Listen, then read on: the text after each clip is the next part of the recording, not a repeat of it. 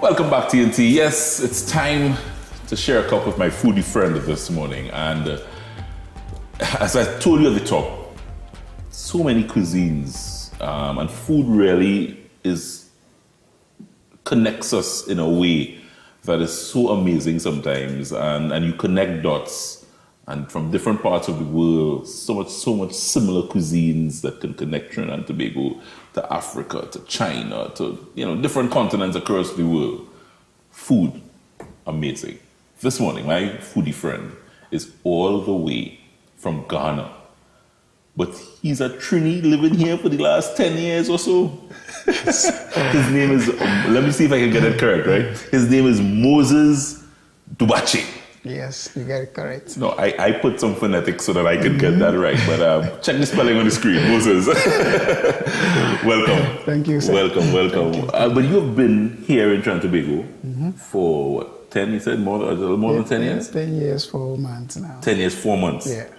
Well, so first, what brought you to Trinidad and Tobago 10 years ago? I think a company brought me here to come and work with them. Right. So after I decided to stay. Yeah.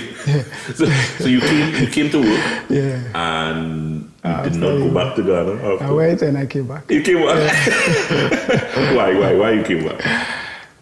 Because I find there's a lot of opportunities here that I can have the time to study and do things that when I'm there, I cannot have the time to do. Yeah.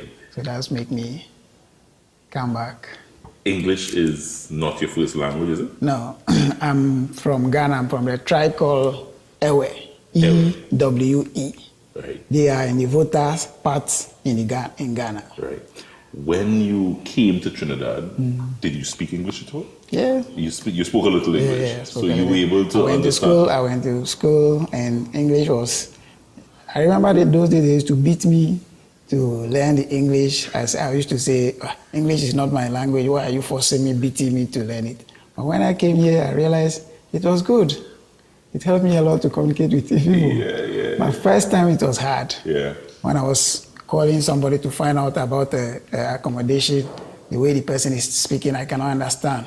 So I have to give to somebody to listen to what is going on and tell me what is it. But now I can understand. No, you can have a conversation with me on Papa Joe. Yeah. What do you do professionally? Because I'm a mechanical engineer by profession and also a crane and heavy equipment operator. Right.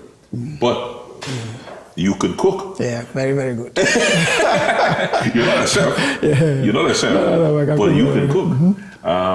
So, I mean, you are now, as I said, you kind of connected. One of the reasons, as I said, that Moses is here with us this morning is because over last week, I think, the Emancipation Support Committee would have been here, and they're getting ready to launch a fashion show on Sunday. And as we build up, as I said, to Emancipation Day, celebrating Emancipation Day, you're part of helping the Emancipation Support Committee celebrate Emancipation Day here in Trinidad and Tobago, yes? That's true. What part are you playing? I think we have a drumming group, and we are using the drumming group to do whatever we can do to support the Emancipation Committee. So Ghana has almost like an association. The association here. I am the secretary for the association. I think we started with them when they launched the village. This time it was there. Right. So we are here to see how best we can help to expand the culture. Yeah. When you came here 10 years ago and you saw the varying cultures and ethnicities that we have here in Trinidad and Tobago, what was your first impression? I said, well, when I came first, I thought I was coming to see white people. You thought you were coming to see white people? Yeah. Right. When I reached Barbados, I saw blacks, same like us. I said, what? When we reach here now, I see everybody. I said, oh, I really, really believe that these are our people. And but the same year, our president was here. And when he came, he was also thinking he's coming to see white people. When he saw them, he said, no, anybody who wants to come back home, free citizenship. So he believed that our great-great-grandparents that they brought from Africa, these are their descendants. So anybody who wants to come back home, free citizenship. He said that in the stadium. I was there.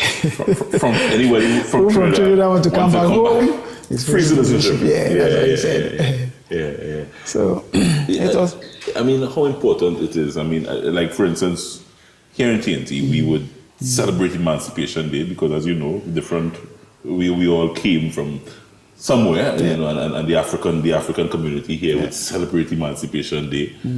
How important is it for you when you see, you know, a region like ours celebrating our Africanness, so to speak? I was very, very glad the first time I came to the stadium to witness it.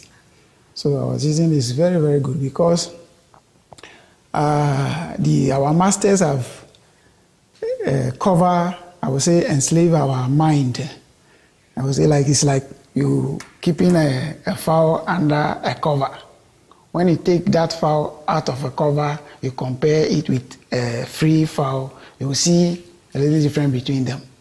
So I said this is going to give more of our people to be free of their self, to learn how to be by their self, think by their self, and do what they wanted to do according to the laws and rules, regulations of their country.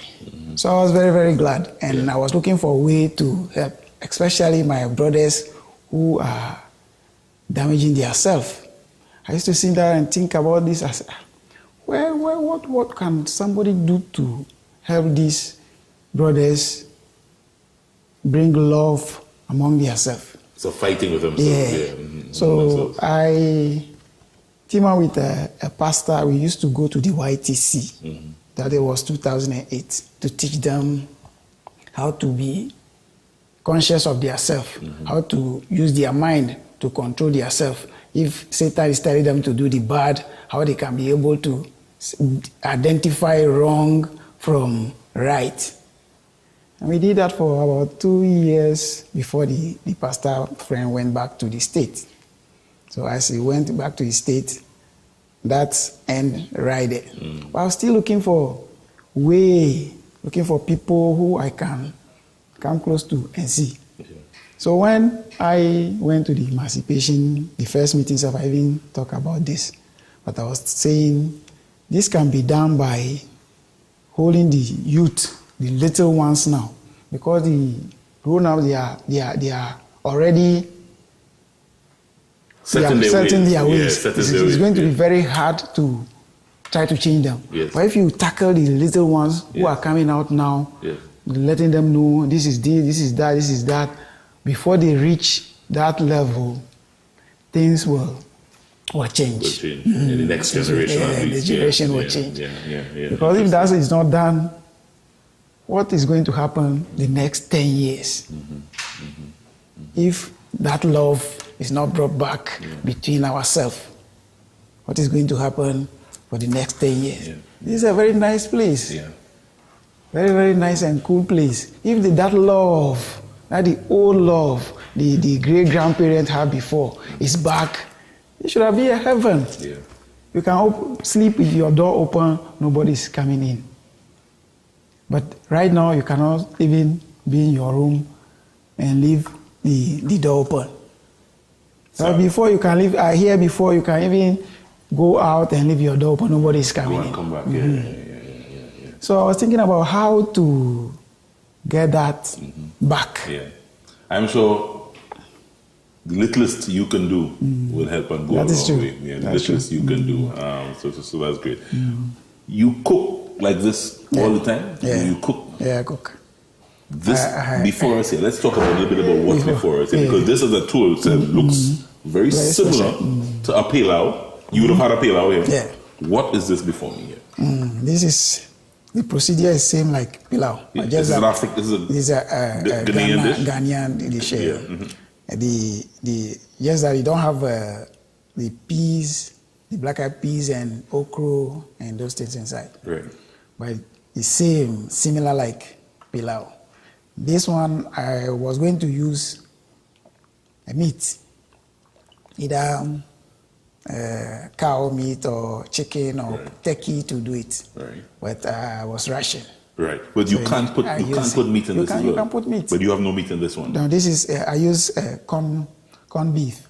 Also, there's corned beef in this one. Corned beef inside. I use the corned beef to prepare the stew. Right. After I add more water and add the rice to it and leave it to boil. Nice. Cook Okay. And this, what would you call this dish in Ghana? This is jollof rice, Ghanaian jollof rice. This is corned beef jollof rice. Right. But you can't do it with chicken. You can do it with chicken, with beef, even with fish. Right. Yeah. Fish, yeah. So how similar? I mean, you cook. Yeah. How similar are the cuisines based on what you've seen here in Trinidad and Tobago, as compared to Ghana? How similar are the cuisines? The master who teach me to cook said, food supposed to be like a medicine. Yeah. You have to cook the food and make sure all the parts that need something get something out of the food. So when I am cooking, I make sure I get the 6 food groups.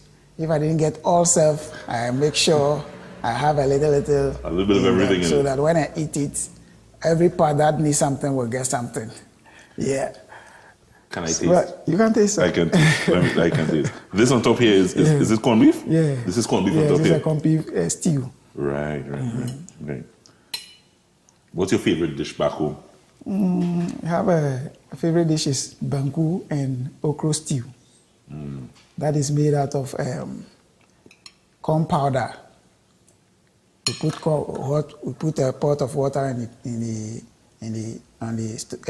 fire. When the water starts to boil, you pour the corn powder and start to turn it till it gets hard. After that, you have your okra. Cut the okra in pieces and put water to boil. Put the okra inside, let it boil. Put your oil, a little oil and pot your tomatoes and all season.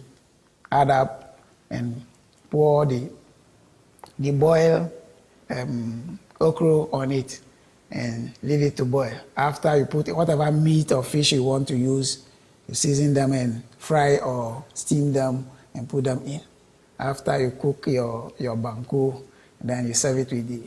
Moses. That's my tradition. You're coming back to cook that for me. You're coming back. Sure. On that stove that we cook, you're coming back to cook that.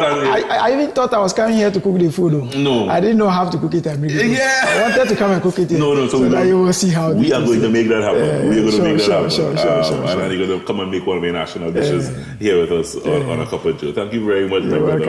And it's really just part of what I said as we build up to celebrating Emancipation Day here in Trinidad and Tobago on August 1st. The Emancipation Support Committee. Check them out. They have a number of little events coming up this weekend. It's a fashion show. And we're celebrating actual African cuisine here on the show this morning. So we do rice and corned beef and rice here. But I don't think we mix it like how we mix it, because it really is, as I said, you're getting that nice corned beef flavor, and it's all mixed into a nice one pot. Very nice. This is what they call bachelor food. Thank you very much, my brother. Welcome, sir. Moses Dugbatse. Yes, sir. I got it right. Yeah. I got it right. I can't pronounce his middle name, but check it out on the screen. The middle name is Plofia. Say it. Plofia. Such a pleasure meeting you, my brother. Thank you. Have a good one. I will be taking a short break, guys. Not sure I can whip this one up the way he did it, but it's tasting good. We coming right back. Foodie Friday continues here on A Cup of Joe.